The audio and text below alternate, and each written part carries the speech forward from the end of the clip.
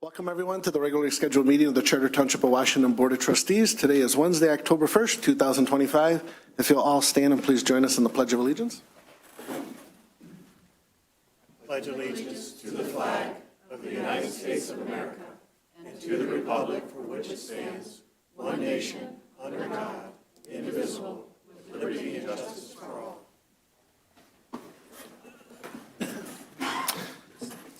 If Clerk Brown can please do the roll call. Praviti. Present. Nicely. Here. Chaplin. Here. Milam. Here. Reinhold. Here. Stevenson. Here.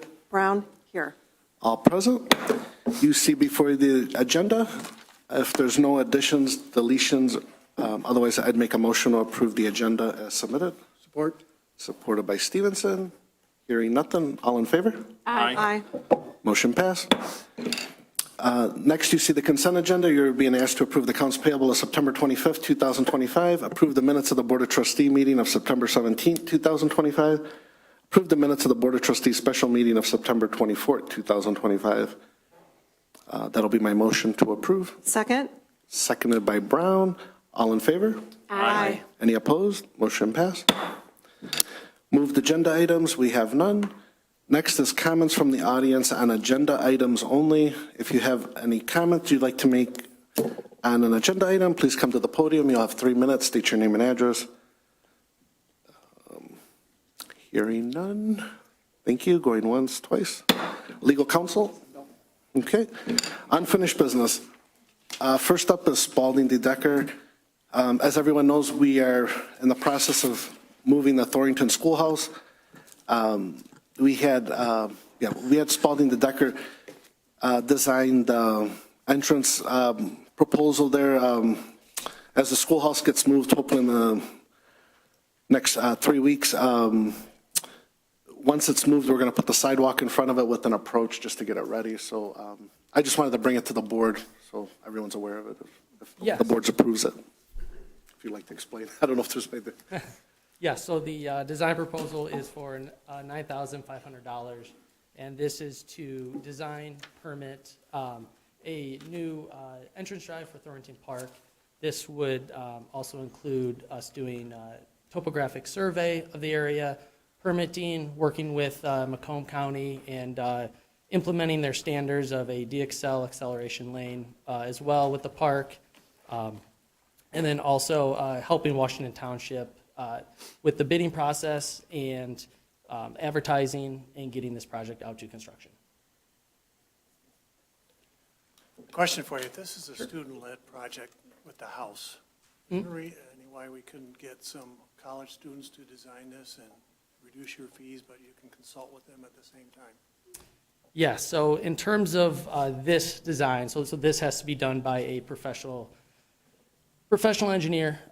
This has to be designed with standards that are implemented by Macomb County and MDOT, and the review process, the plans have to be submitted to Macomb County by a professional engineer, and in that case, some college student or anyone without an engineering degree or license cannot bring that to Macomb County. That's what I'm saying. Suggesting could you work side by side with the student, reduce the cost, but you be the professional and submit everything? So we could work side by side. That will not reduce the cost. A portion of this cost is going out and getting survey. That has to be done because to submit the plans, we have to have that fully detailed, all the existing features of the ground, utilities. So that is a large chunk of it, and then also the design fees as well. Okay, thank you. We need the entranceway too, so as the students work on it, they can drive into the park. So I need that entranceway. Well, I make a motion to approve Spalding DeDecker to provide the,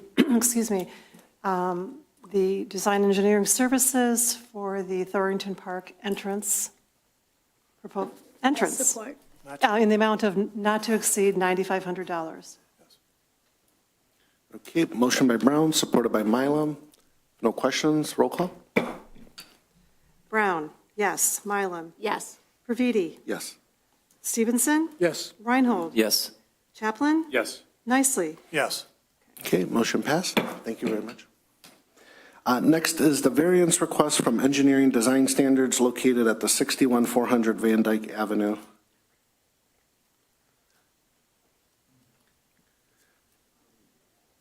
Bob, then do I recuse myself? I recuse myself now, or? Yeah, well, yeah, you're gonna, you don't have to go anywhere, but you should not participate in the discussion. Okay. Again, disclose the reason for your disqualification and then get a motion to allow you to recuse yourself. I'd like for someone to make the motion to recuse myself for 9.2 due to legal proceedings. Does that make sense? Or No, it doesn't make sense. does- You gotta how do I- disclose The your whole financial, thing? there's a financial matter going on with your in-laws. Yeah, there's a legal issue with my in-laws. Even though it doesn't impact me personally, it still impacts my in-laws, so I'd like to be recused from this. I'll make that motion. Support. All in favor? Aye. Any opposed? Okay, thanks. You're off the hook. Sorry, you may continue. Thank you. Good evening, Board. My name is James Sarconi. I'm a resident of the township. I live at 7191 Frampton Place, or Frampton West, sorry. And I'm also legal counsel for 61400. My firm, Smith and Sarconi PLC, represents the applicant that has filed the petition here, this request for a variance. As noted, we're seeking variance from the design standard applicable to paving relative to the eastern portion of the property. This has been before the Zoning Board of Appeals for different matters, the Planning Commission, and of course this board previously, and it was tabled so that we can have further discussions and further, I think, investigation into questions that were raised. I think we've answered most of the questions, if not all of the questions that I think were presented to us back in May. If there any of those remain, we're going to try to answer them this evening if they are presented. We did have some discussions with representatives of the township. We've met with Trustee Brown, and we've met with yourself, John, to discuss potential ways that this would go forward. Specifically, I think we've laid out, and in the past, and I can do that again in detail today, the reasons why we meet the standard for awarding a variance.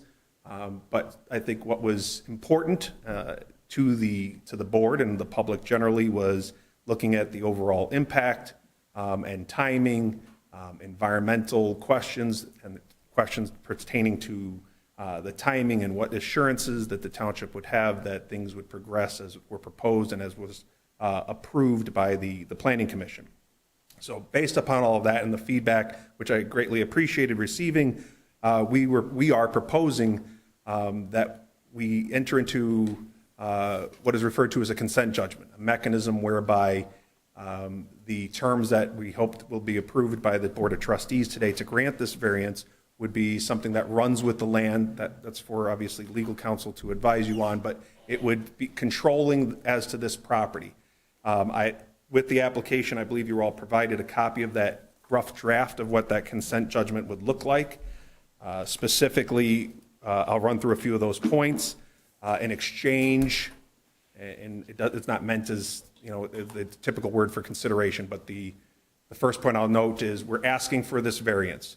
What we believe is important and should be given to the township as part of that process is we're going to grant an easement for the future extension, expansion, or development by the township of certain utilities. It's my understanding that there's potential future utilities running north along Old Van Dyke, which would have to cross our property on the western boundary. And so part of what we're looking for today, we would be, of course, granting an easement to the township so that those future utilities could go in. We would be proposing as part of that consent judgment that we would post, in addition to the typical bonds we're required to post with respect to improvements, that we would post a irrevocable letter of credit. So this is not a bond. The bond is what we will do for the improvements, but an irrevocable letter of credit, which can be explained to you in more detail by legal counsel, but this would be, in essence, cash sitting in a bank that's pledged in favor of the township for what I will describe in a minute. The Planning Commission approved the construction of temporary berms. As everybody's familiar, I believe, with our proposal, this was going to be done in phases, and the first phase, which involved compacting some dirt and needing to get the property of the site ready for the future installation of two buildings, we needed to construct berm and part of the balancing of the land. Planning Commission approved 5-foot tall berms that would then have trees on top of them. Getting positive feedback, I think we came up with a proposal, or revising that proposal, to say we will put on, we'll construct temporary 6-foot 6-inch tall berms. So this will provide additional screening to make sure that the public is not having view of, we'll say, the business that would be transacted on the eastern portion of the property until the buildings, or not until, when those berms are replaced with the buildings. So instead of 5-foot tall berms, there'll be 6-foot 6-inch tall berms. As discussed in prior meetings, we will make it part of the consent judgment that we are going to test the property at least annually, or as additionally recommended by the township's environmental consultant in consulting with our environmental consultant as to those needs, but at least annually testing the property for the mitigation or the migration of methane. If you'll recall, we have substantial amount of methane that exists that we believe is naturally being developed by the breakdown of organic materials on the eastern portion of the property, and that to make sure that the proposed parking lot, which we're asking for, which is not impervious, so not concrete, not asphalt, but something that will breathe, to make sure that that breathable surface is working. We've heeded that recommendation from the environmental consultants and the township. We would agree to make it part of the consent judgment that we will test the property at least annually to see that this is progressing the way it needs to, and that the methane is actually venting and not traveling to other properties.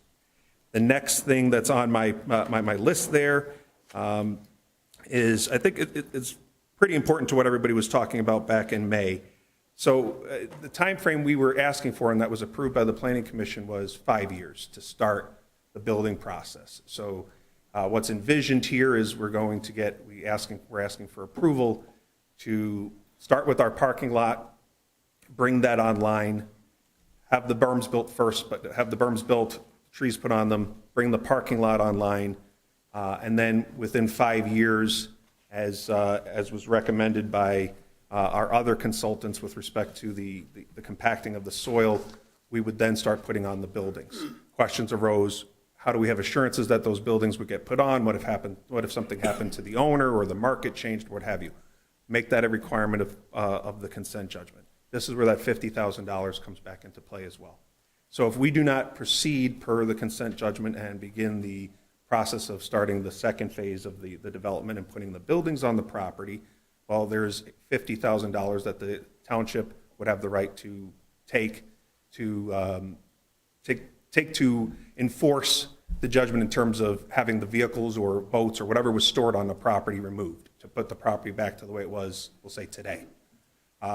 Obviously, the consent judgment will require that. That's on us. So if we do not proceed, our special land use is revoked if we don't follow the consent judgment, and we are obligated to make sure that our tenants remove their vehicles from the property. If we don't do that within, I'm proposing 45 days, that's where this would trigger that the township can have the $50,000 to ensure that those vehicles would be taken off. That does not obviate our responsibility. It is still our responsibility, and I'm proposing it's in the draft consent judgment. The township could do whatever they would like for any other purpose for the public with the $50,000, but it's there as that, I'll call it, safety net if we did not follow our obligations. Those are the principal bullet points of what I have in the consent judgment, and I think those address most, if not all, of the concerns that we talked about in detail back in May. So with that, I'd ask that the township of the trustees approve that variance application, but first, obviously, answer any questions that linger or that have arisen since seeing the proposal as I've submitted it. So, Mr. Sarconi, would you be using McDowell and Associates as your geotechnical, environmental, hydrological engineering service? Currently, yes. Something could change, right? If Mr. McDonald, who we've been working with, retired, if Doug did, and they did not have somebody to replace him that was capable, I could foresee us going with another environmental company. But at this time, we have no reason to believe we would need to switch services. Right, okay.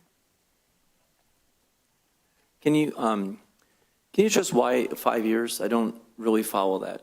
Is it, you're saying you can't build on that for 5 years? For what reason?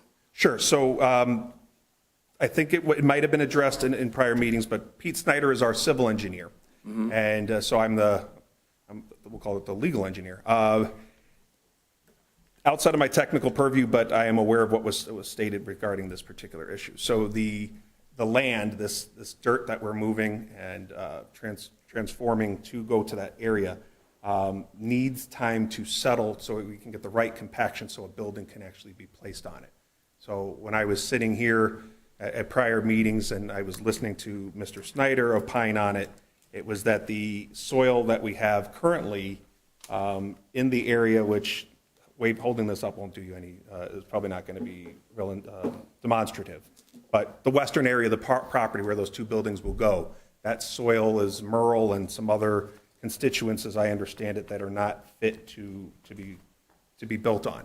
And so this dirt that we've been moving, balancing from other areas of the property, needs time to settle and form a proper base to put the two buildings on.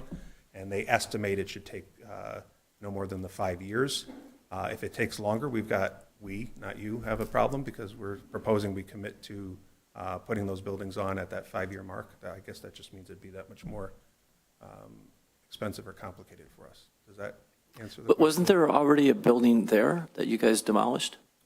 Just a little east of that, there was a small shack that where the golf balls were sold from. Okay. Yes.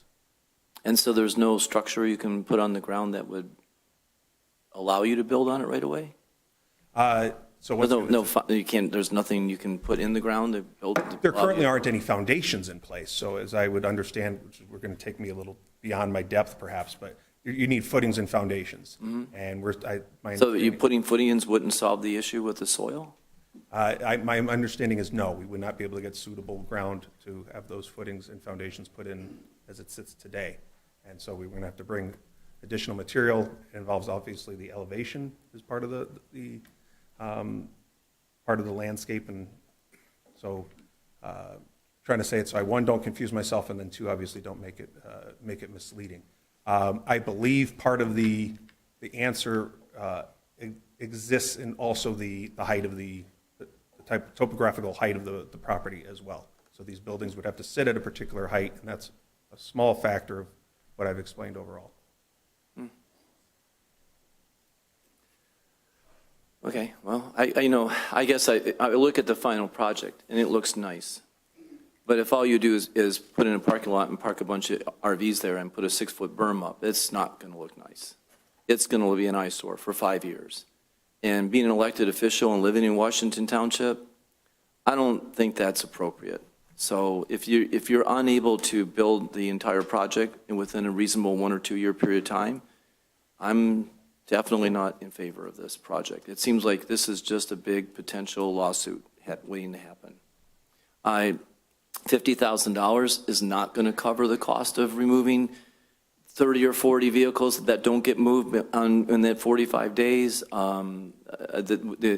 We not only might have to do legal proceedings to get to the $50,000, we may spend money there, and then once we move all this stuff, we have to pay for moving it.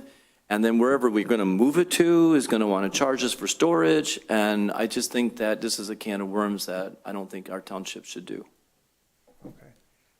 If I may, the typically towing is not something that's charged to the person that has it towed. It would be the person whose vehicle is taken that they would be responsible for paying the tow company.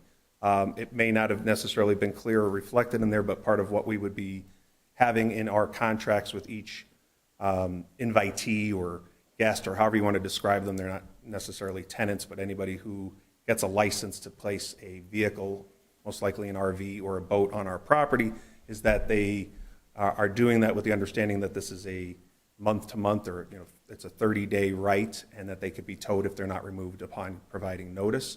So I think it's consistent with the law that we have the right to tow vehicles, certainly if we put them on notice, and that's in there. I can't advise you, of course, but in my discussions, it doesn't seem like this would be a significant risk or exposure to the township if it came to that unlikely event in year 5. But assuming that we did get to that event and the vehicles were removed, the property would look as it does today, with the exception of, I think, having nice berms and trees in place. What if the soil that you want to build these buildings on isn't buildable in 5 years? If it's not buildable now, what if it's not buildable in 5 years, then what? Then unless you, the Board of Trustees, gave us some sort of extension, if we came back and gave you compelling reasons to change what I hope was agreed to today, we'd be obligated to comply with that consent judgment, and the special land use is revoked. There's no hearing, we had discussions about that. There'd be no, I don't want to call it due process, but there wouldn't be any procedure whereby I come in and contest the process. So if we are unable to build, and that's the risk that we took, and we're not there, then the vehicles have to be removed at year 5, and that's that. I can come and ask and say, well, can we amend it? And you can say no. But that would be all I can do. I wouldn't have any right to appeal anything if we do it as a consent judgment, is my understanding. You know, Bob, if I could ask you, to maybe jump in here and talk about how, through our talks, how the wording in the terms that we put in the consent judgment protect the interest of the township in this. So you might want to explain Well, what it covers. we talked about a couple of things. One was the amount of the letter of credit. And the consent judgment as drafted is self-effectuating with respect to the revocation of the special land use. So if those buildings are not constructed within 5 years, that consent judgment will provide that the special land use automatically expires. We're not going back to. Can I get clarification? What do you mean by that? Does that mean start construction Well, at the end of 5 years, that's a good- or be that's- completely done within 5 years? That's a good question. It says commence construction. Commence, just, so Commence, that's what it says. I mean, we're really looking at 6 or 7 years before it would be completed. I get it. I'm just, what the committee did was to meet with the representatives of the developer, listen to their proposal, voice our concerns. The original draft in the discussions that we had provisions where if they didn't start within 5 years, they would go back to the planning commission, we would revoke it. That was a non-starter. We're not going to do that. If they don't begin construction within 5 years, that special land use is history by operation of the consent judgment. And if they're not gone in 5 years after that expires, I'm going to file a motion to compel compliance with the And how much consent. time do they get after they start construction? Well, that's for discussion. If you want them to complete it within 1 year, whatever the term may be, I mean, they pull a building permit. They're not, building permits, depending on. I mean, I know how you can have drag shelf this, life. I know how this can be dragged out. I get it, and there are some pitfalls that you've raised. One is the commencement. If they start construction, presumably, they're going to complete construction. But there could be an instance which the economy goes south, the government shuts down, things happen, and they don't complete it. That's a problem. The other one is the vehicles on the property. We talked about that. A performance bond is useless. That consent judgment provides, originally they were going to put up a bond. No, we're not going to do a bond, you're going to do a letter of credit. A letter of credit is as good as cash. It is a document that is issued by a bank in favor of the beneficiary, which is the township. All it requires is a letter from the township to the bank demanding that we draw on the letter. There are no defenses to it generally. And the township can draw down on that letter. The problem would be if you had an inordinate amount of vehicles on the property that were not voluntarily taken away. And the two committee members thought, well, if people have their RVs and their cars and whatever else stored on the property, the likelihood of them leaving them there indefinitely is likely remote for the average person. You got a couple $100,000 RV, it's not likely they're going to leave it there. But it's possible you could get some number that do that. And I've known Mr. Sarconi for 30 years, and I respect him. I think it's unlikely that a towing company is going to come out and tow the vehicles without the township ponying up the towing charges, because they're not going to chase down the owner of the vehicle. Right. They're going to say, Washington, cut a check, we're going to pick it up, and every month we're going to give And then it'll be our problem to collect. That is our problem, and it's going to be our Except problem. the 50,000. It's going to be our Yeah, problem when the 50 50,000. runs out, okay? I had suggested that it would be nice to have a larger number. That was give and take, and the 50 is what they offered. But that could be a problem. Yeah? So you could certainly put a shelf life on the building permit. Once they issue the building permit, you could say that construction must be completed and they have to obtain a C of O within 12 months or 18 months or whatever you decide. You could request a larger letter of credit. I'm with Charles. I think we need a larger number. 50,000 is easy to walk away from with this size of a project. Do you know what position the township is in bankruptcy for the letter of credit? No, the letter of credit has already been issued. It's already at the bank in our favor. And the consent judgment binds the property, so if they flip it, doesn't make any difference. That runs in our favor. So there's, it's not like we're a debtor. If they file bankruptcy, is that an issue? It wouldn't affect it. Because in this case, It's not their if they asset. file bankruptcy and they don't develop the property, special land use is going to expire. We're not collecting any funds from them. It's a But the land- 50,000 safe from the Yeah, bankruptcy? no, they've already, the bank will issue the letter of credit when the consent judgment is signed and entered in with the court. We will then get a letter of credit dated X 2025, and it will remain in full force and effect for a period of, let's say, 6 years. And whatever the time period will be, but it will have, It's irrevocable. it is also. irrevocable, yeah, irrevocable bank letter of credit is easily as good as cash because they've got to put up sufficient collateral to the bank. Because if the bank has to draw down on it, the bank's not going to do that unless their client, their customer, has already put up collateral, liquid collateral, I presume. But anyway, that's not our problem. But the letter is good. That's not going to go away in a bankruptcy proceeding. But these are issues that are legitimate for you to consider. But the alternative, to answer John's point about the give and take, was that was the give. The take is if you do nothing, the property's going to stay like that vacant, and that may be something you don't care about. Well, I think the residents would prefer that. That's a political decision, not a legal one.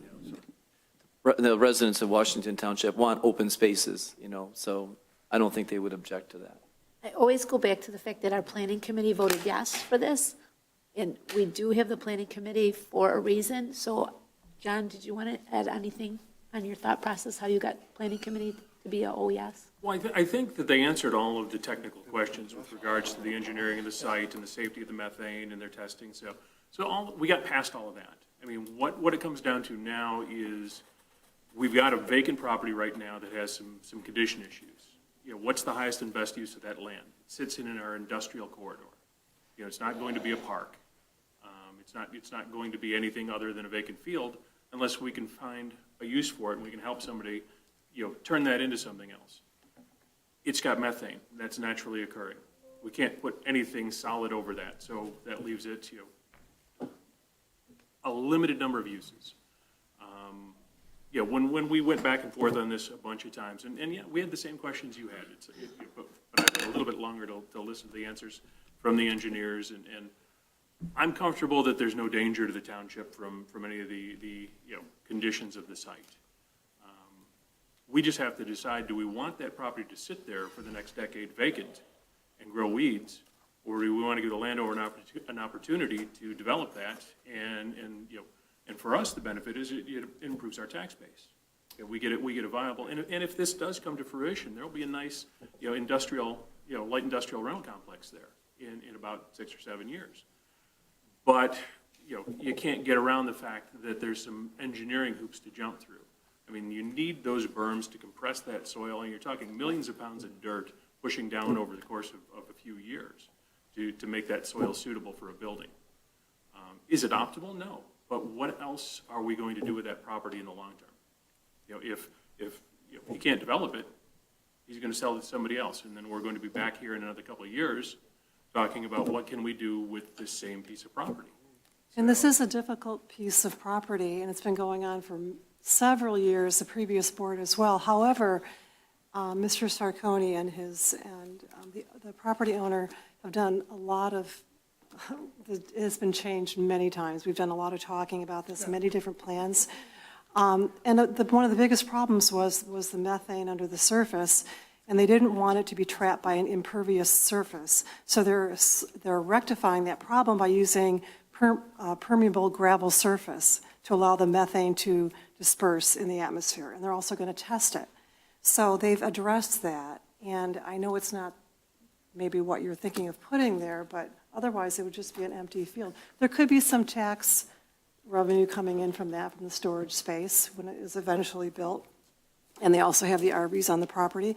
And as we said, if they're not able to build in 5 years, we have the irrevocable $50,000 letter of credit to remove the vehicles, and it goes back to where it was. And the other thing Right. that I wanted to add on real quick was, you talked about our costs on the far end, removal of vehicles. I mean, we're covering most of that in the consent judgment, and our legal exposure should be relatively small because we're suing them preemptively, basically, with this consent judgment. Right.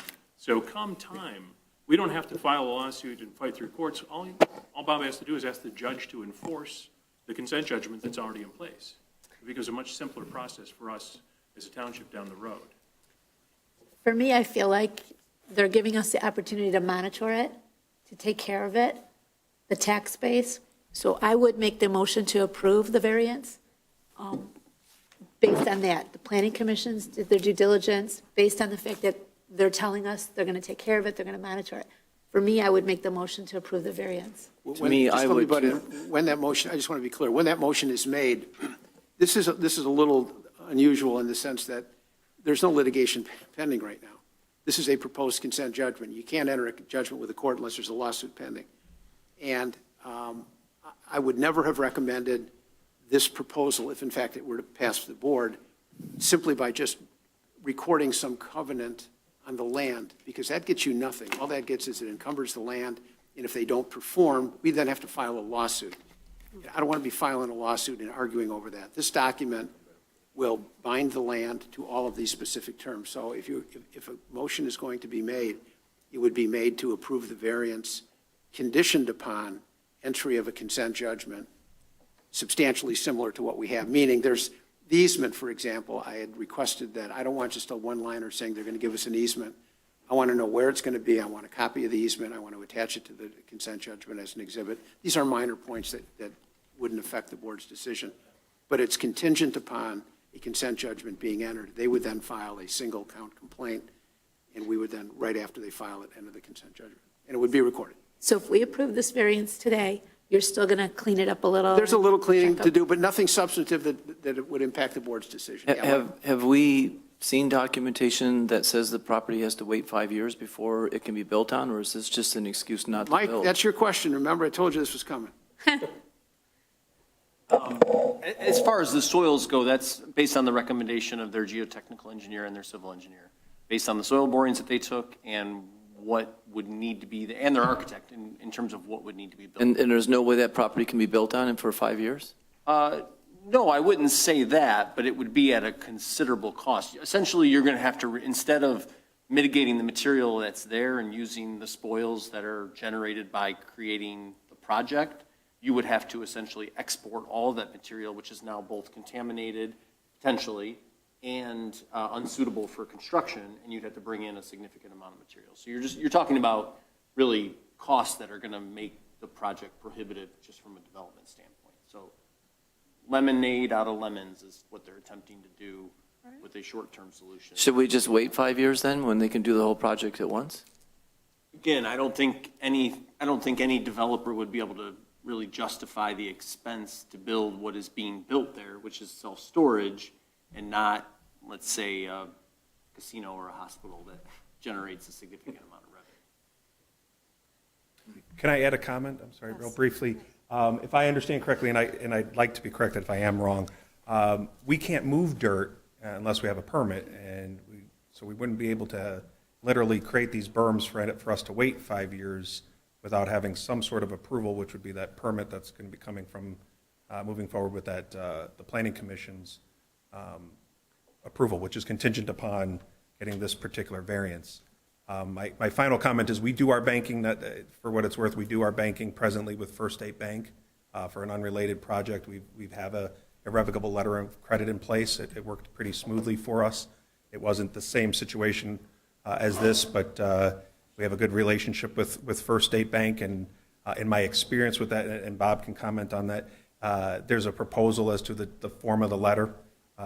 First State Bank is fairly flexible in that, so the township will have the right to review and approve what that letter looks like that says this is how and when we release the funds to the township.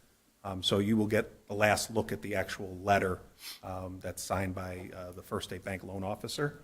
And we want to be a partner with the township in this, so obviously I mean it, I'm sincere when I say we want you to be involved, we want you to see what's going on, and I live here, I moved here from Macomb, and I don't want to walk around this township and everybody staring at me saying, what did you do?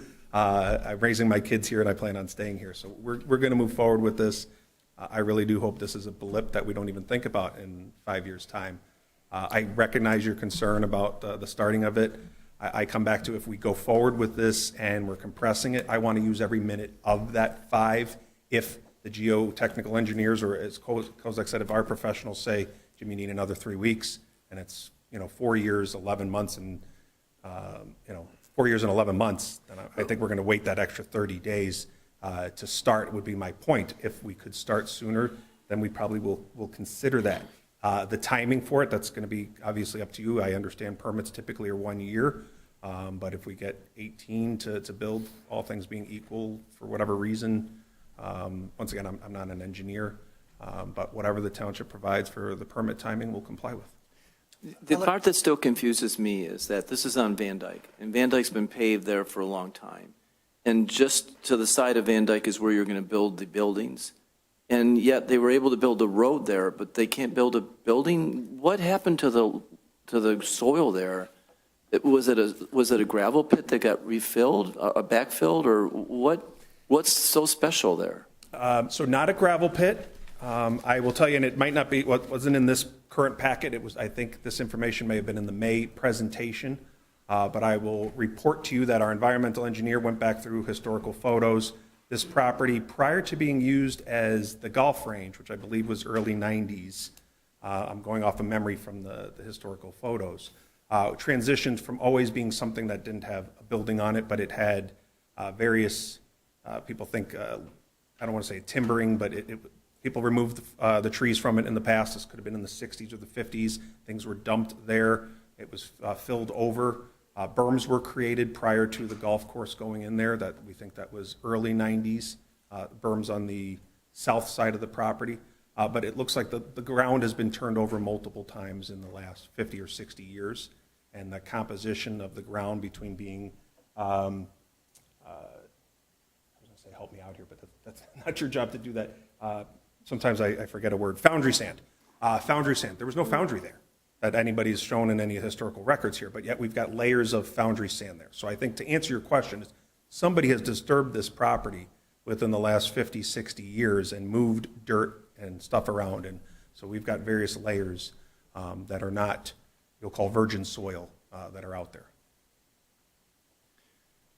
I'd like to, I think that if we could have something in there about finished construction, that would be needed. Put it, when whoever makes them, if there's a motion to approve, make it conditioned on the consent judgment with a I modification. still to have CJ. some really concerns about what happens if this property is not buildable on in 5 years. I still think that there's a lot of liability on the township that I'm not comfortable with.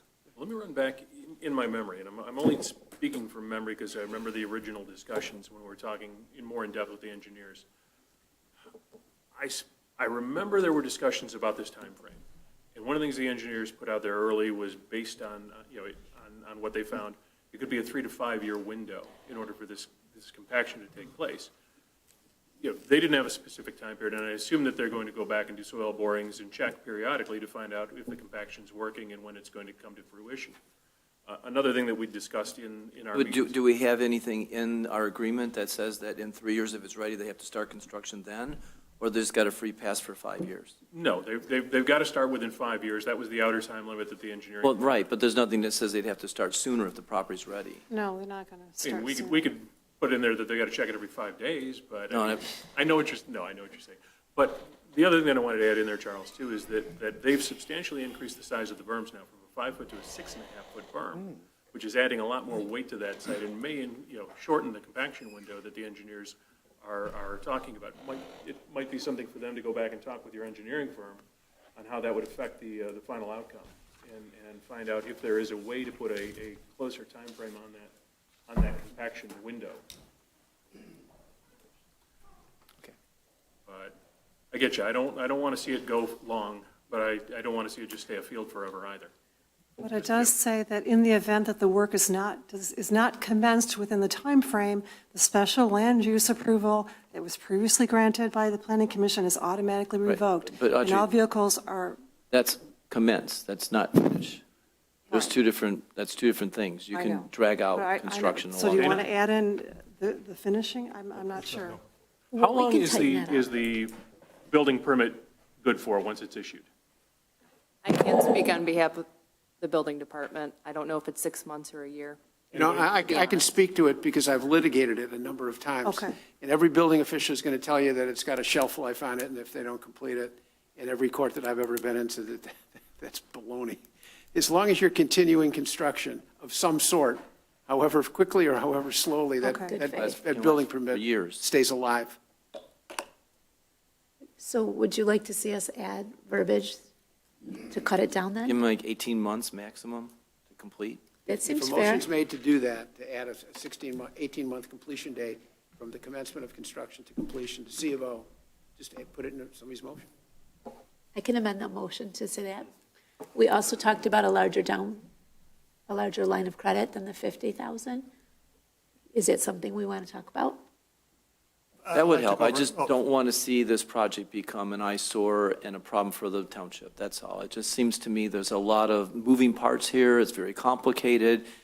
And the possibility that this building never gets built, the parking lot never goes in, these things never happen is very, very high in my opinion. Sure. And I just think that this is just a bad deal. I was on your same page. I really, truly was, until the fact that I looked at the empty field and kind of is looking really barren. And then I thought maybe it would be cleaned up and be. I don't, it's still going to be an empty field. Now it's going to have RVs on it. So I don't know how that's a better look. Well, I think we're not going to see the RVs. And there's going to be a berm. Not, a 6-foot berm isn't going to hide it. With trees, Those berm, those trees. RVs are 10, 12 feet high. They're not 5 or 6 feet. They're not cars. You put a 6.5-foot berm in and a 10-foot tree, now you're up to 16, 18 Right. feet. You mean and it's pine Trees. trees, or you're talking regular tree? I mean, there's not much. It was in the detail, I'm not So exactly sure Charles, what was in the detail, but. I it was- did go look. And is Sterling there Heights. irrigation on there? They keep these trees watered and maintained and everything? Yeah, they have to maintain the landscape. So Okay. Charles, if you go down Maple Lane in Sterling Heights, they built a similar situation, and it really turned out actually really nice. Sure. So, But they probably didn't have the issues that we have to deal with in this. well, it was land that, for whatever reason, was uninhabited. They put these trailers in, but the green belt around it, it looks really pretty now, to be honest. Can you see all the vehicles? No, Right. you really can't. See, that's, if these buildings went up, then you wouldn't see the vehicles. A 5, 6-foot berm isn't going to hide them. Let me, and I don't want to interrupt, but let me interrupt. At 67780 Van Dyke, you've got, in the township, we've got a lumberyard. And they've got a berm along Van Dyke. Across the street on the west side, I believe, I forgot the name of the subdivision, there's a subdivision. And that berm, and then it's got pine trees on the top of it. It's obscuring the view of all the outside storage. That is primarily outside storage of trusses and dimensional lumber till you get to the building there. This would be similar to that. But that we will have those. That stuff isn't very high, though. Really? Is it? I don't think it is. I'm saying that what they have, I didn't measure that, is obscuring the view of what is east on the property there. We raised what was recommended and approved for what that's worth from the 5 foot to 6.5. We think that extra 1.5 foot plus putting. And the trees are what, pine trees or? When I look at it, I believe it is pine trees. But that That would can help. still remain subject to, engineering department, or we're going to have to get final approval on what actually is planted. But that's going to be where the building ends up being. Correct, so built. we'll that's end all up gonna come ripping it out when the The buildings go berm in. will be Yes. taken out to put the building. Or maybe caliper them, so I don't sound like I hate the environment, and move them somewhere else. We'll take them out nicely and put them somewhere else and not destroy those trees. My last little interjection there was I did look at, for what it's worth, the historical from the environmental report, and it pointed out that in 1952, the topographical map had represented that this was wood and marsh or swamp, and that in 68, same thing was depicted as marsh or swamp. And then they believed that there was deforestation in 1972, and then one other time previously before that. So it's gone through almost 100 years of change, which was not industrial development. I'd like to piggyback a little bit about what Mike Kozak and Trustee Reinhold mentioned. $50,000 is a drop in the bucket to a lot of people. I mean, $50,000 for a developer is a drop in the bucket. To me, it's a lot of money. I think that a lot of the developers have substantially more funds available than that. Getting back to Mike Kozak's comment regarding the remediation of it, if you did default on it, then that's the township responsibility, and $50,000 is not going to cover that. However, I am a no, and I'm going to tell you the reason why, because I'm going off your study. The soil and groundwater samples contain elevated levels of metals, arsenic, copper, and magnesium, PNAs and VOCs, which are ethylbenzines and methane. Your exposure pathway identified direct soil contact with inhalation during construction. Methane is present in groundwater above explosive thresholds. There was no plan for remediation at the time.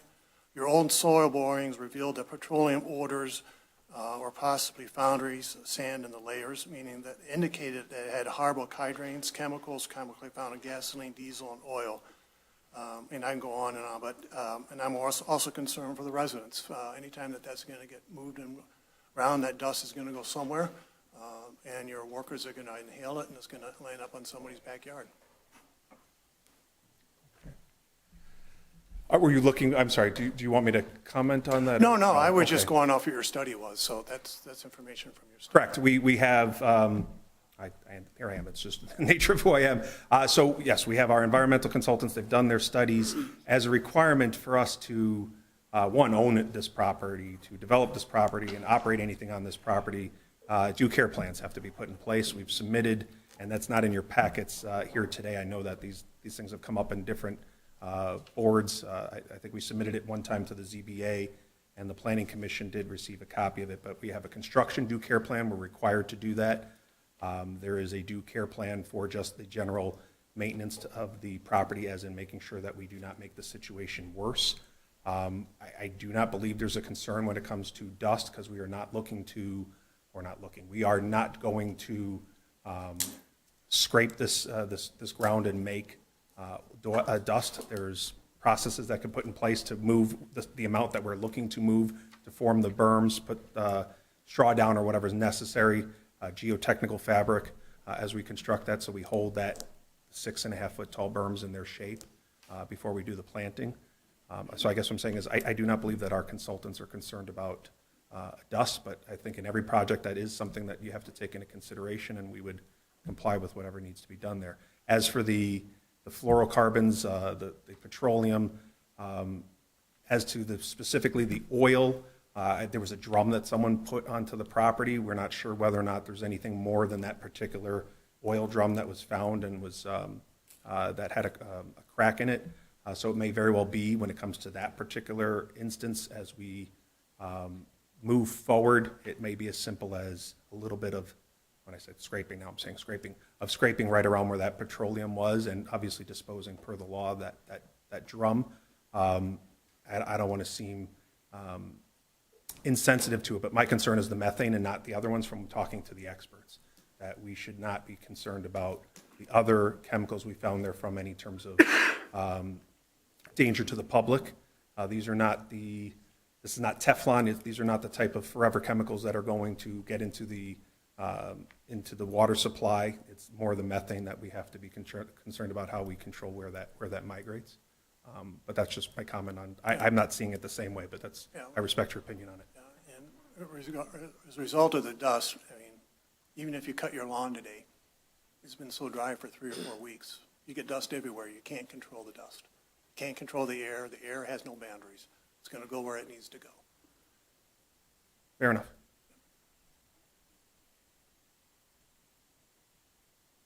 Does anyone else have questions for me? Otherwise, I'll end up just throwing things in there without being asked to, and you don't want that. Oh, I didn't mean you. I thought them.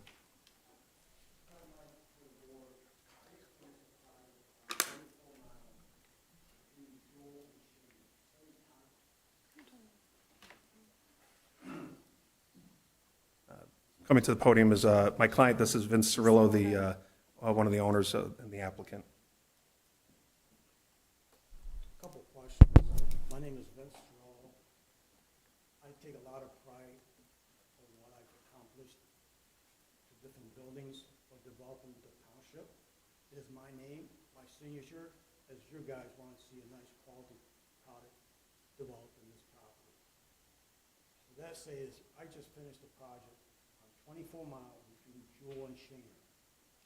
I would like you guys, all of you guys, I would pick you guys up. We'd be proud to open up those gates, ask the township, Rick Stafford, what do we do with that property? It's a beautiful project. Out of 200 parking spaces, we already less than a year, we already have 180 spots rented. These vehicles, I wish I had one of them. There are $1 million vehicles parked in that parking lot. In the contract, just to assure you, in the contract that these people signed for us, it says they are full responsible. We move any of those vehicles, or the township chooses. It's on their liability, their responsibility. It's right on the contract. Nobody, please, I want you guys to go over there and look at it. $1 million equipment. I live right down the street from it. I'm very proud to say I developed that piece of property. Shelby Township is very proud that I developed that piece of property. And also, we keep our areas clean where these people cannot park these vehicles. And I'm there every day. I kill the weeds every day. They're sweeping the parking lot. I take pride in it. To your, Charles, to your word, yes, we knocked the building down that was there before. It was a garage and a slab. No footings, no nothing. So when we go to move this procedure down the line, 5 years, you're talking about building 24 feet high. Masonry, the township wanted masonry block, breaking the front. So all this weight has to sit in some kind of footing, and that's why we're trying to compress the property down. Not that I'd like to see this project done tomorrow. And then by the time we get permits approved, engineers approved, equal approval, it takes years to get approved. The only thing I could tell you is my word that I would finish the project, complete the project in a timely manner. When you ask a year and a half, ask David, your building department. Some of these big buildings sometimes, you can't get them done. You can't get steel. So for me to say, yeah, I'm going to get it done in a year and a half, I'd be lying to you guys. The one that would have a more of an honest answer to you, Charles, is Dave, the building department, to say sometimes these big projects, it takes a little bit longer to develop. But when I'm done, when my grandkids grow up, I want them to be proud, Grandpa built that building. When my grandkids grow up, I want them to say, Washington teamed up with my dad and my grandpa, look what respect we have. Right now, we don't have nothing going up and down that corridor of Vandal. I just hope that you guys would just, I could sit there and cry all I want. I bought a piece of property, and now I'm trying to make this piece of that property to somewhat, excuse my French, save my butt, and also try to create some taxes for Washington Township.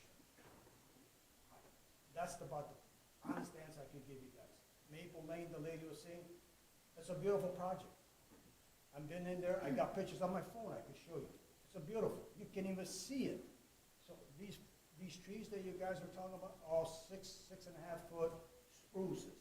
When they grow, they could grow up to 20 feet, 30 feet. They grow on average about a foot to a foot and a half a year. So we got 6.5 berm, 6.5 foot trees. They're already at 13 foot high. These mobile homes are only probably about 12 foot, 13 foot high. So once we put those trees out, Charles, we're already covering those trees, and I would assure you that the first off Van Dyke, I would always put my luxury Cadillac. So all the garbage I would put in the back, in the front, I would always put where it looks beautiful. That's why I would invite you guys to go look at the project I have on Jewel Road. I'm sorry, on 24 mile between Jewel and Shaner. On the main road, Jimmy's Drive, I have nothing but campers, all high-end quality product. Anybody drives up and says, wow, oh, look at my fence. It's 1.5 inches aluminum black fencing. Trees planted on that side. When people drive up there, they say, wow, what a great project. My garage that we put up, it's a 2-car garage. We put footings, we put bricks on the 3 foot high. They wanted Shelby Township wanted to be like an office park. So just before you say no, postpone it and go look at this project. Say, this is the quality that I'm gonna end up. I also have a building on Sabrina Drive, which is right by Taco Bell. I'm 23 mile past Shaner. There's a bouncing facility there right next door. On Sabrina Drive, 23 mile, once you pass Shaner on the south side. Go look at that building. I did that 8 years ago. I'm very proud of it. Again, when I'm done with these projects, I want my grandkids to say, Grandpa built that building. Grandpa was developed this thing. I'm not looking for a fast dollar. This property I bought, I regret the day that I didn't do the rush study on it. If I would have done the research, and then I would have known that it was that property, and I would have walked away from it. I just hope that you guys really have, that I would deliver a product that you want, Charles, a product that, Mike wants, and you guys all want. I have a set of friends that Dana's been so generous working with me, that we started as developing as mini storage. And that's when I was out there cutting weeds, knocking the trees down, knocking the building down, and that's when I found that 50-barrel oil right away. I said, oh, we found a washing machine. It reminded me of the old days when my mom used to have the washing that rolls on top. One washing machine and one barrel. But I wanted to make sure that I did not build on top of some garbage. And that's why from there, then we went to other designs, and now we find we cannot develop that whole back end of the property. We cannot develop except to the best this off-site storage. There's also one in Amblin that's been done. There was contaminated land. J&H Trucking just developed it. They got the berm, just like, I think their berm is about 6.5 feet with trees.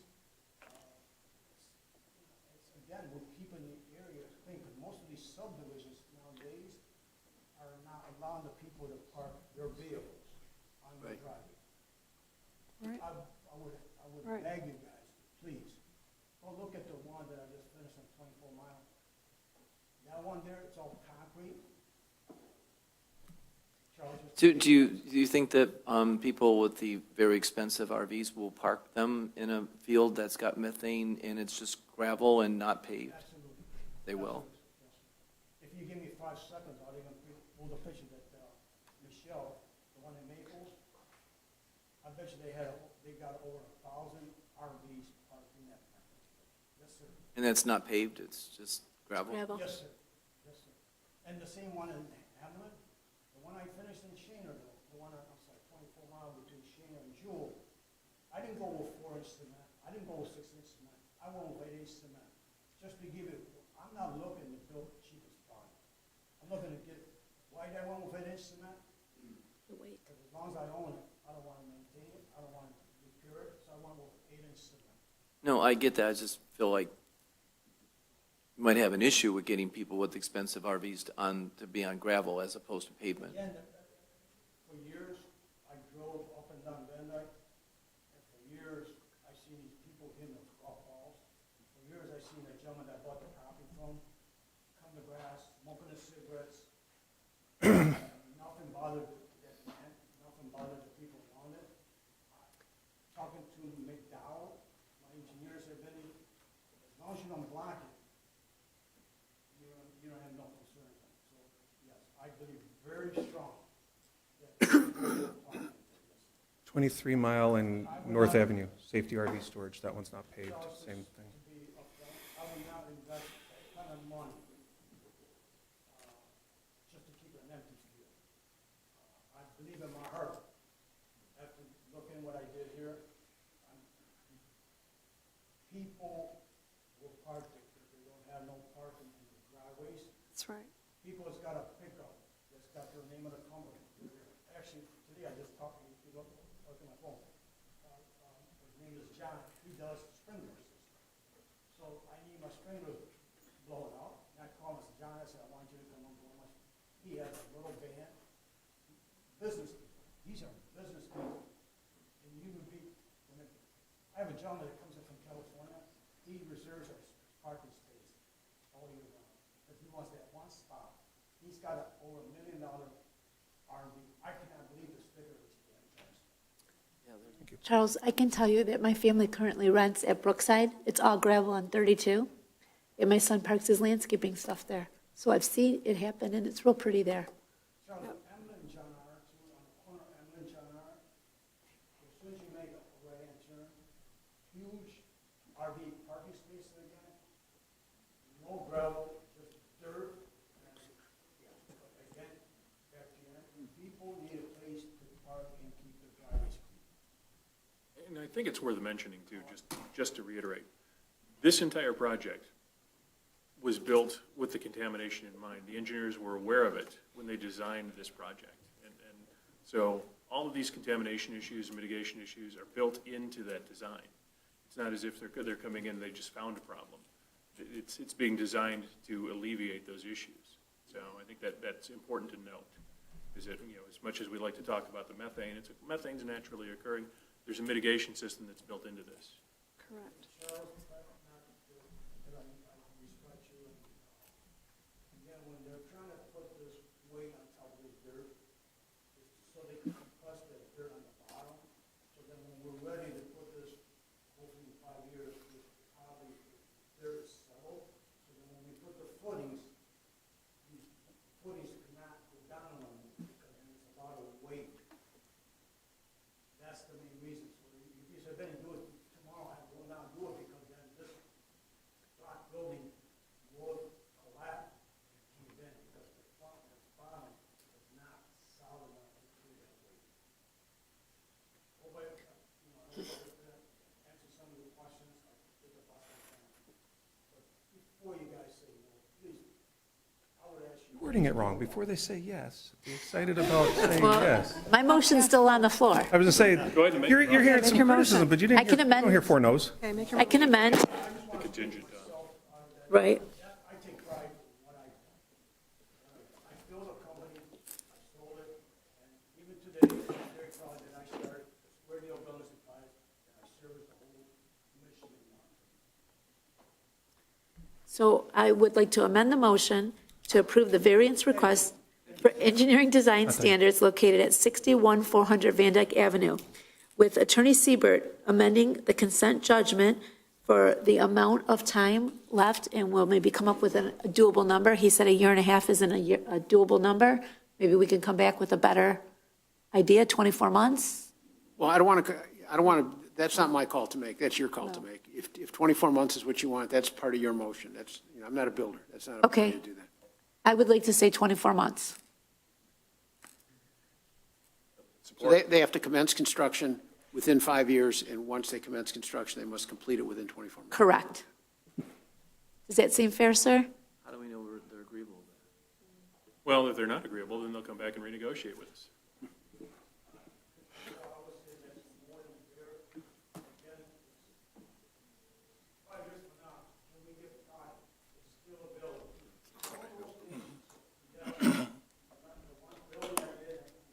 He says yes. Take yes for an answer. Yes.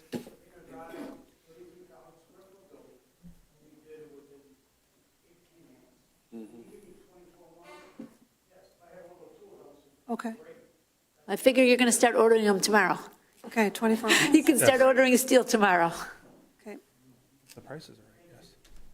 Well, you didn't get it yet. I'm only one person. Motion by Mylum? second by Chaplin. Yes. Okay, roll call. Mylum, Yes. Chaplin. Yes. Nicely, No. Brown, yes. Stevenson No. and Reinhold. No. Okay, so motion fails 3-3. Thank you. Appreciate your time. This was very, I was going to say, it was a long and well, I think, well vetted, good discussion. Thank you very much. I appreciate the time. Thank you, Mr. Vince. Next is 9.3 Washington Creek Formal Plan Unit Development.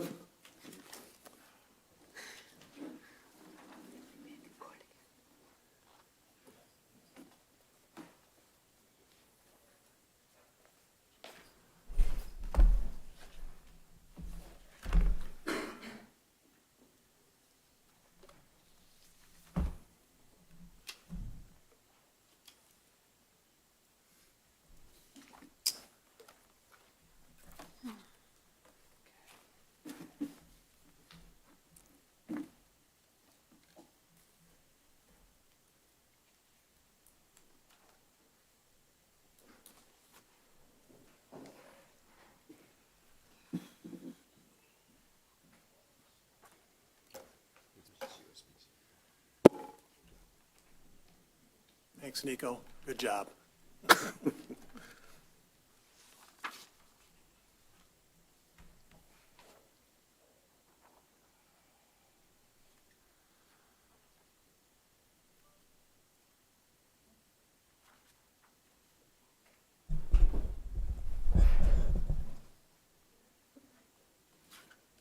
Good evening. I'm Justin Raz from Contour Development.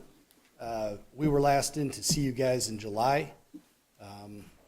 We presented after being turned down by the Planning Commission previous to that meeting, the Washington Creek development at M53 and 31 Mile Road.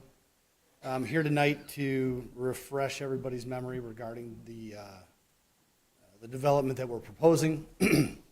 We did go back to the Planning Commission, explain the differences and changes from our original proposal to the one that you're currently seeing today. It's the same one that you guys saw when we were in here with you in July, when you sent us back to PC. And we received a unanimous 7-0 vote in favor of approving this PUD. And I'm just here tonight to refresh everybody's memory and hopefully sew things up with the PUD agreement, which has been presented and reviewed by your council. If you have any questions for me, I'll do my best to answer them for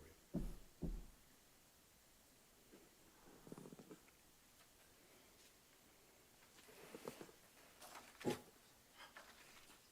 Maybe Kayla, can you kind of explain the five, what was it, the 5 conditions? Sorry.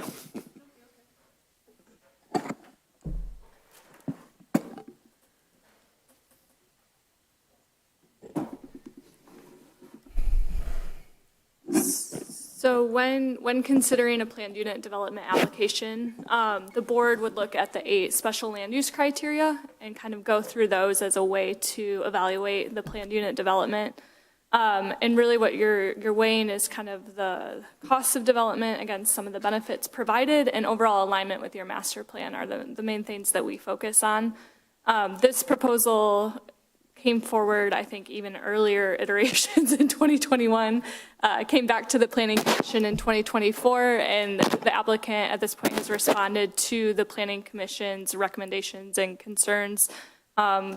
Since the Planning Commission's recommendation of denial that was given previously, the applicant had reduced their density on the site by 19%. They had supplied additional landscaping and buffers. They also added open space to the development, including the open space lawn that you see at the entrance to the single-family portion right when you come into the development. And a little dog area in the multifamily area and playground equipment as well. All of that was not provided previously. Those things were all addressed when the applicant went back to the Planning Commission after the board's last meeting in July on this item. The Planning Commission also felt that their comments had been addressed from that original recommendation of denial, and they reversed their recommendation to the board, unanimously recommending approval.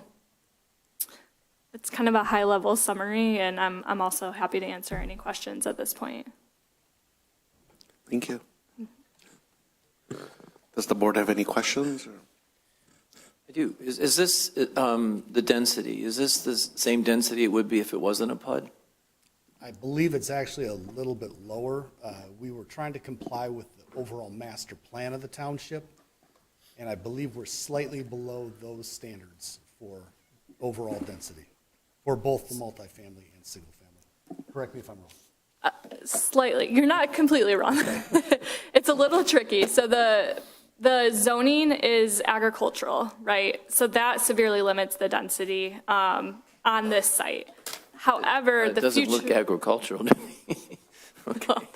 The future land use map shows this area for suburban residential and a multifamily overlay. So it's very consistent with the future land use map. It's just that your zoning map doesn't right now reflect the future land use that's proposed for that area as per the master plan. And the density of this is Yep, it's on the very low end of the range that's proposed in the master plan. So they're well in alignment with that.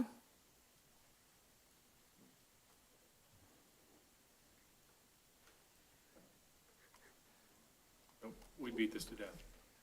Yeah, this Come is, back this is the 732nd time it's come back. it is. It is, it's a substantial revision from their last submission. We had, I think, 6 or 8 waivers that they were asking for originally.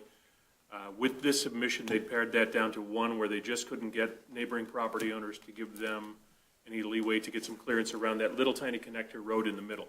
I think that was the only waiver that they were asking for at this point. And they had tried to remediate that with no help from the neighbors. So that was the only point of contention that was left for us to worry about. Everything else was in line with what we had asked them to do. That's, just to jump in, that's in addition to the waiver from the dimensional standards of the agricultural zone. But that's pretty basic for any planned unit development. I thought I implied that, but I guess it. So most of the houses are on what, quarter-acre lots? Or less? I believe they were right around 9,000 square feet lots, Yes. so third of an acre, give or take. Which, again, is consistent with the zoning plan that is in the master plan, so it aligns with that suburban residential future land use category. Okay, so this falls in line with the master plan, and the Correct. density's on the low side Yes. of that plan. Okay. Well, I make a motion to recommend the approval from the Planning Commission for the Washington Creek formal planned unit development. And approval of the PUD agreement as well. That this goes with And approve PUD agreement. the agreement. We are recommending approval with revisions. They're really minor in nature. There were a couple revisions on the master deed that I think the applicant has provided. From planning's end, there were 2 additional. One was to reduce the width of the pathway along 31 Mile Road from 10 feet to 8 feet to be consistent with township practices. The second was just to specify somewhere on the plans that any lighting provided has to be dark sky friendly certified. I know that's a mouthful, sorry. Okay. I make a motion to recommend the approval from the Planning Commission with the 2 revisions that I will listen to the recording for the Washington Creek formal planned unit development. Support. Okay, that's a motion by Brown, supported by Chaplin. If no questions, roll call. Brown, yes. Chaplin, Yes. Nicely, No. Reinhold, No? Stevenson, No. Mylum, Yes. Superviti. Yes. Motion passed. Thank you. Good luck. Thank you this evening, I appreciate your time. Going to new business, rezoning request of the Washington Parkway, 10.1.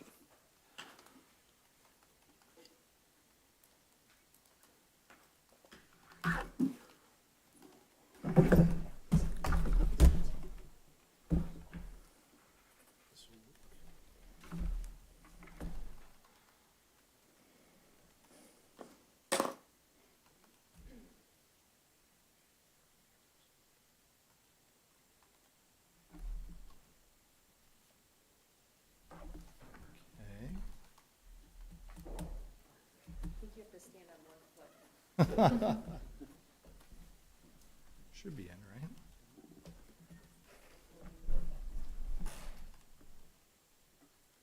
Is it working?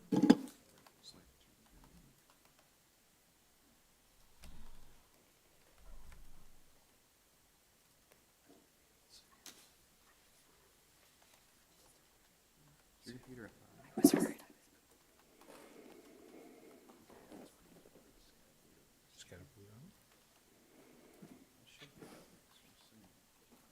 up. Almost down, Nico. You were here a minute ago. You got it just like that. Gotta get his computer booted up. Sorry about that.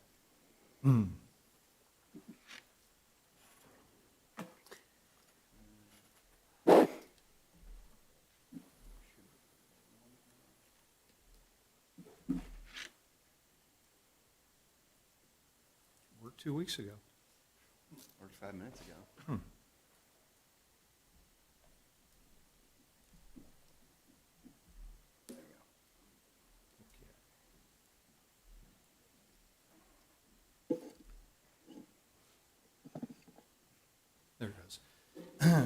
Good evening, Township Board. My name is John Gaber. I'm an attorney for the applicant here, Avery Real Estate Holdings, LLC. Mr. Paul Bowers is the proprietor who's behind me. And it's our pleasure to be in front of you this evening for this rezoning. We were in front of the Planning Commission 2 weeks ago and received a positive unanimous recommendation for the rezoning, and would submit that request to you this evening. I've got a PowerPoint presentation to go through to show you exactly what it is that we're requesting of you this evening. So this is a approximately 50-acre site. As you can see, it's highlighted here. It's north of 30 Mile Road between M53 and Powell Roads, immediately west of a large parcel of property that is owned by the township. It's currently zoned A1, agricultural residential, and we're requesting that it be rezoned to IRT. You can see, it's hard to see, but the red outline shows the property on the aerial as it currently sits today. You see the roads there going north-south and east-west, and that big building to the east is the total soccer complex. As far as the zoning goes, essentially we are zoned, as I said, agricultural residential. But if you look at the properties around us, you see the city property, or pardon me, township property is zone IRT directly to our east. You have industrial zone property to the west and to the north of our site, and then A1 also to kind of the northeast, but that's primarily where Total Soccer is located.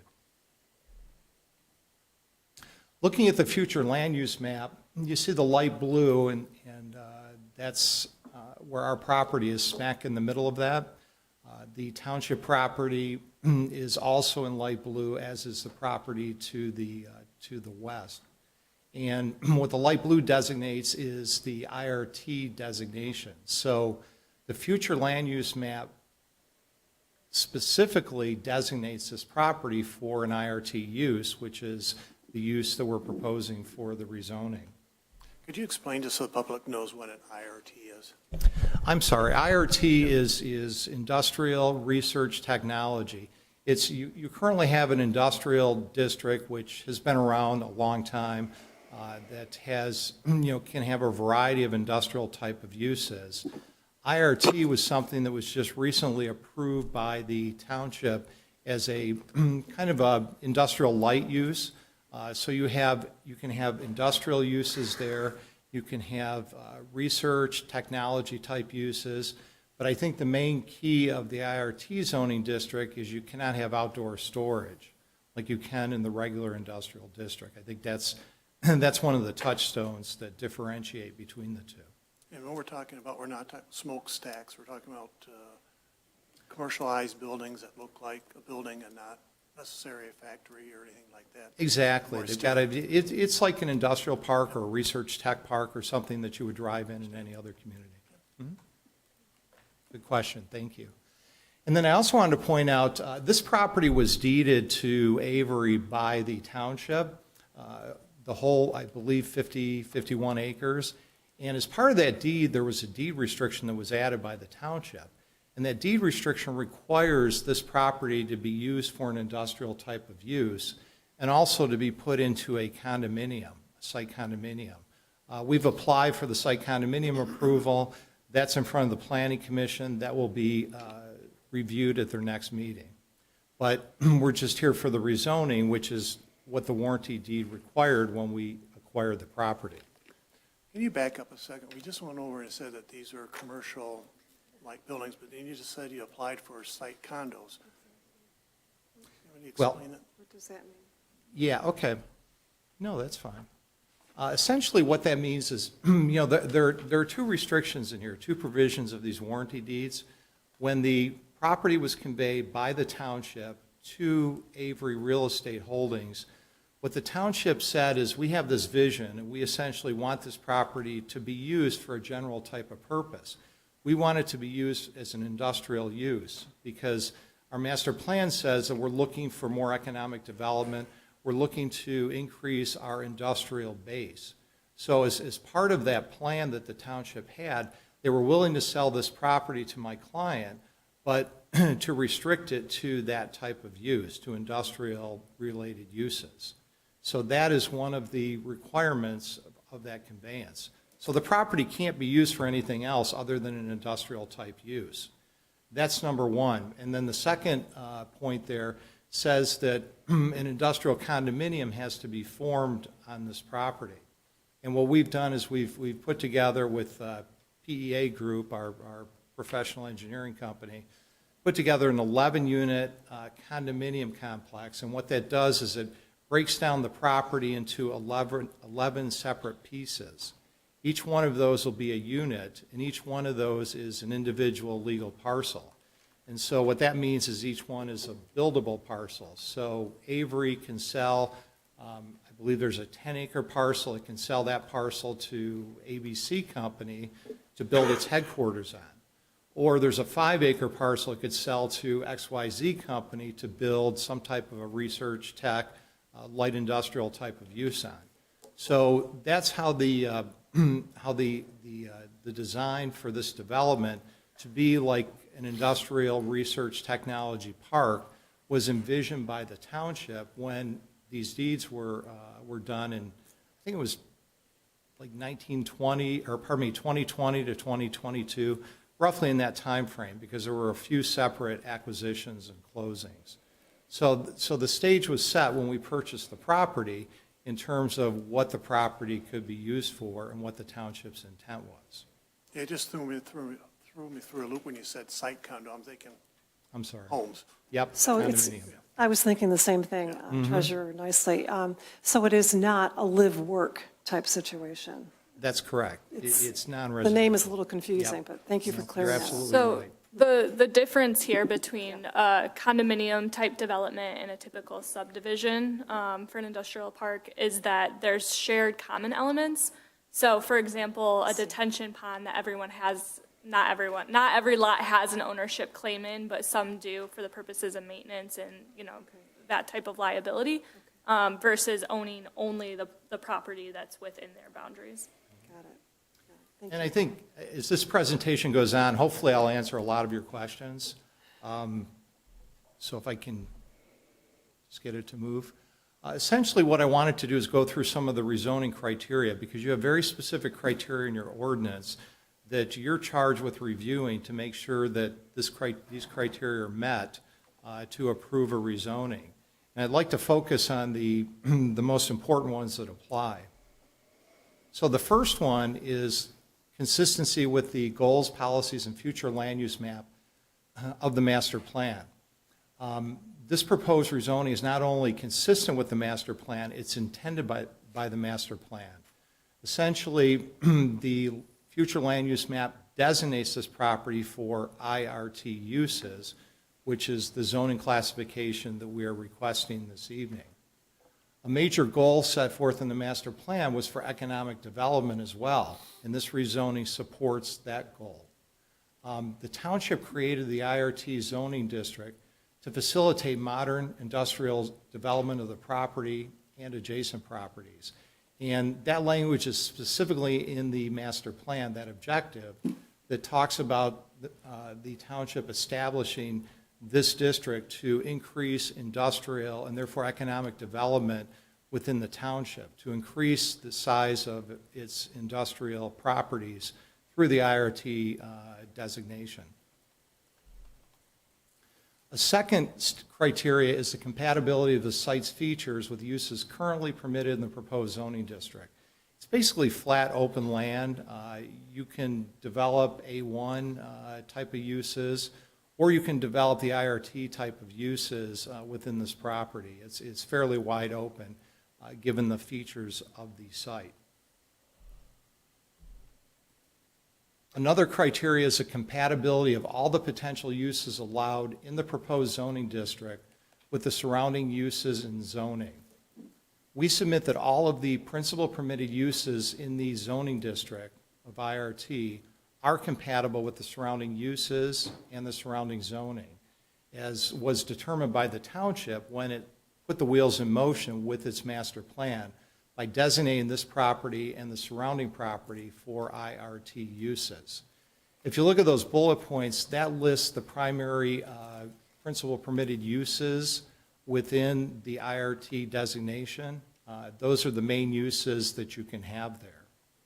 I know that was a question that was raised earlier, and this specifies that in more detail. The roads and the public infrastructure have already been installed to facilitate the property's IRT uses. And the IRT uses of the property, we believe, will not harm any adjacent property, as the property to the west and the north is zoned industrial. The township property to the east is already zoned IRT. And then you've got to the northeast the total soccer property. So we don't believe our IRT uses are going to have any detrimental impact on any of that surrounding property. There are no substantial reasons the property cannot be developed with the uses permitted under the current zoning. Well, we believe there's not substantial demand for the A1 type of uses in this particular location. And given its proximity to the highway, as well as the surrounding industrial zone property, we think limits that particular use. Through the master plan, the township has already determined that the property should be used for IRT purposes, not agricultural or residential. You also have to look at the capacity of utilities and services sufficient to accommodate the permitted uses in the IRT district. And there are already public roads there. There's public water and sewer in there as well to facilitate the development of these 11 condominium units. And the IRT uses are generally utilize fewer public services than, say, a residential use would, in terms of, fire, public safety, emergency response services and such. I believe that's commonly known. And then the capability of the street system to safely and efficiently accommodate the expected traffic generated is another criteria. The township recently installed these roads, and the roads are in the process of being dedicated to the county. That process takes some time. It's been submitted, and the county just has to go through the time period to accept the roads as public. Then they'll be the county's responsibility. The apparent demand for the types of uses permitted in the requested zoning district relative to the amount of land in the township currently zoned and available to accommodate the demand. And this is essentially what I talked about earlier, where the township said through its master plan process that it has an insufficient amount of land zoned for industrial use. And to facilitate increased economic development, it created the IRT zoning and designated properties such as this for IRT. Whether the site will be able to meet the dimensional requirements for the zoning district, in this case it will. The site condo bears that out. The smallest condominium unit is 2 acres. I think the largest is 10 acres within these 11 different units. So there's ample land there to satisfy the dimensional requirements of the IRT ordinance. Whether the request of rezoning is a logical extension of an existing district in the area, we submit that it is, because you've got the IRT district directly east of us, adjacent to us, with the township property. So it's a logical extension of the IRT zoning from that property to our property as well, which was intended when the property was conveyed to us in the first place. And then that the request of rezoning will not create an isolated or unplanned spot zone. Well, the master plan says this should be the use, the zoning, IRT. The property next to us is already zoned IRT. And therefore, in addition to the requirements and the restrictions of the deeds of conveyance, you take all these factors together, and it's not spot zoning because it was anticipated by the township that this would be the zoning, and there's adjacent property that is zoned that way also. So there is no spot zoning. So those are the main criteria for you to review, and I've explained how I believe that we satisfy those criteria, and we respectfully submit to you for a positive rezoning this evening. With that, I'd like to make the motion to approve the rezoning request for IRT as this aligns with the township's long-term planning efforts. Over the past several years, we have been working to encourage the redevelopment to help strengthen our economic growth and help offset our tax base. Support.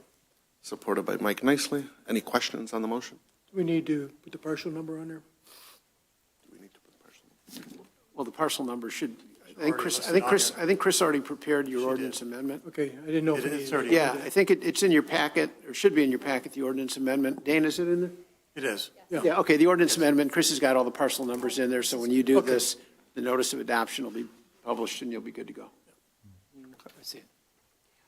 No other questions? Roll call? Praviti? Yes. Nicely? Yes. Brown? Yes. Reinhold? Yes. Mylum? Yes. Chaplin? Yes. Stevenson? Yes. Okay, motion passed. Thank you, Paul. Thank you very much. We appreciate your rezoning of this property. Been a long time coming. 5 years. Next is 10.2, acceptance of the state and local cybersecurity grant award. We'll have Audrey talk about. Okay, yes. Recently, the clerk's office was awarded a cybersecurity grant totaling $235,912. It is divided into 3 areas, which are 3 different areas. One is EDR, MDR, XDR, $66,880. Cybersecurity assessments, $30,000, and MFA, $139,032. And we have 2 years to use the funds, but I would like to have Christine Carowin, our finance director, comment on the financial part of it. Thank you. Thank you. Christine Carwin, Finance Director, Washington Township. This grant is being brought for your approval for acceptance. As Ms. Brown spoke, we've already been awarded this grant, but it is your responsibility as a board. You have a fiduciary responsibility, a legal responsibility, and making sure that this grant is in strategic alignment with your organizational mission, which I believe you do fulfill all of these responsibilities. However, we do need to bring this to your attention and to receive your approval, hopefully to accept this grant, and giving the clerk's office the opportunity to spend it in accordance with the state and federal guidelines that are set specific for this grant. I'll make a motion to accept the state and local cybersecurity grant awards in the amount that she said, $235,912. Support. And 14 cents. Supported by Dennis Stevenson. If no questions, roll call. I got one. What is ERD and MRD and XDR? Good question. It's EDR, well, no. There are different, I had it in my other notes, but there are different. I could speak to that if you don't mind. Yeah, I had it with me. Okay, so that has to do with the end user. So for in the township, we have the computers and the laptops and our devices that are issued. That part of the grant would review our policies and procedures with regards to those electronic devices. No other questions? Roll call. Praviti? Yes. Stevenson? Yes. Nicely? Yes. Chaplin? Yes. Mylum? Congratulations and yes. Thank you. Reinhold? Yes. Brown? Yes. Okay, motion passed. Thank you. Next is zoning ordinance text amendments on residential developments. All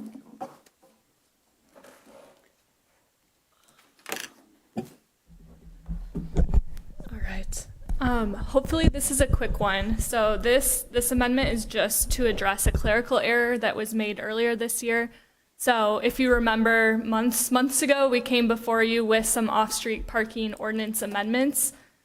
In the adopting ordinance of those amendments, there was a section that was incorrectly inserted that basically removed a section of ordinance that was not intended to be removed.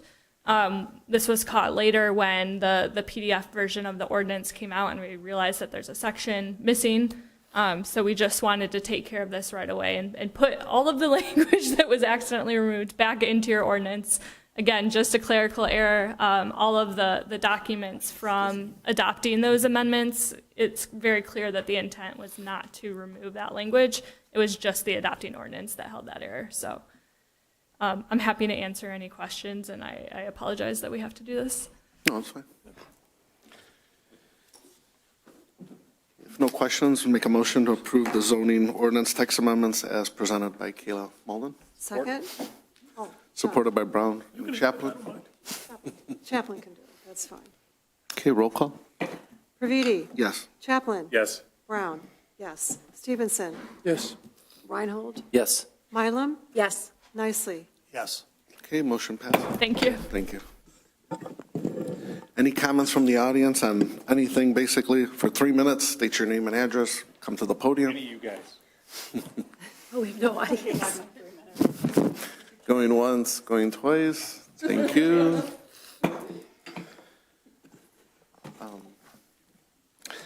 So next is elected officials update, community announcements. I'm happy to report. Oh, okay, you already put that up. No glasses. Well, I'll do that in a minute. That is very pretty. No glasses.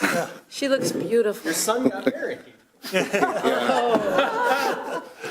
Okay, I guess before I do that, so I want to wish my wife a happy 20th wedding anniversary. So I'm here, we'll be ending soon. So I can't believe 20 years have gone by, so, but, yeah, that's a good-looking guy up there, too. She is beautiful. Yeah, no, so we're very lucky, we're very blessed, we have 3 beautiful kids, so thank you, everyone. Just before the meeting, I'm happy to announce, we received another, I've been pushing the last few years to get a crosswalk grant, and I'm happy Kayla's been helping to get that. We just got awarded the $194,064 on the crosswalks. This will be all the crosswalks with all the Orchard Trail from West Road, 30 Mile, 31. That's great. Great. 28, so like, I'm really excited. We've been pushing for that Good job. it's been over 3 years we've been talking about. Wow. But I don't know the details yet, but I just got the initial email, so I'm happy about it.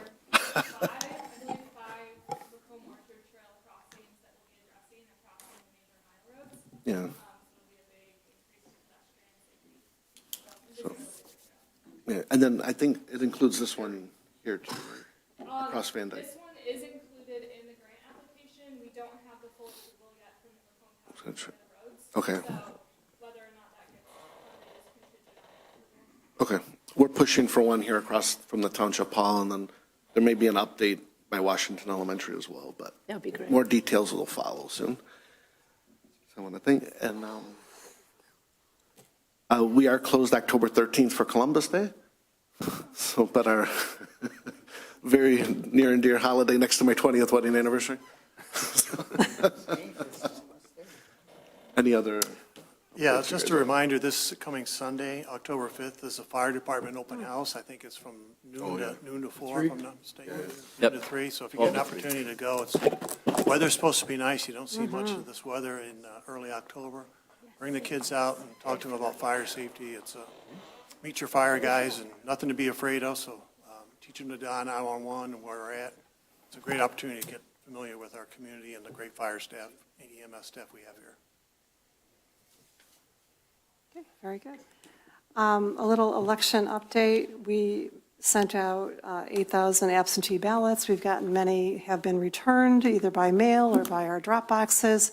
We also have, just so you know, 24,263 registered voters currently as of today, which is good.